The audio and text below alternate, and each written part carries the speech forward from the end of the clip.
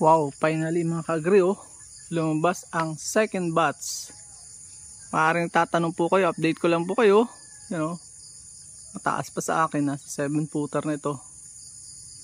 Ay nasa na ang first batch. Ang nangyari. Tandaan niyo po yan, doon lumabas yung first batch. Gandang buhay sa lahat. Welcome back sa ating channel. Shoutout sa mga regular natin subscribers. May bago pa tayo. 3 lang po ito. Tuloy-tuloy na po tayo. Kukwento ko lang na magsilang itong kwentong ito.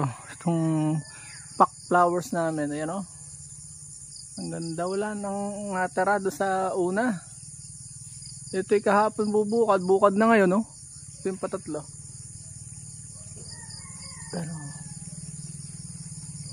So may isa pa o. So dalawa po yung una dyan. First fruit. Ay hindi tumuloy. Hindi ko po alam ang dahilan.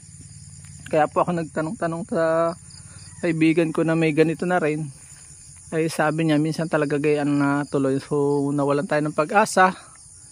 At dahil nga nangyari ganun, tuloy lang buhay. At sabi niya na sa akin, minsan bro ay nalaglag at minsan na may natuloy. Hindi katulad, parang dragon din, nalalaglag din minsan yung golden isis. Mas sensitive yung golden isis. Ayan o, kita nyo o. So, hoping na matikman na natin ito. Ang first fruit na ito. Ayan o. Ang dami ngayon. Nadoble. At yun, nasa spirit of expectancy tayo na may mangyayari ngayong maganda-ganda namang balita. Pagka ito'y tumuloy.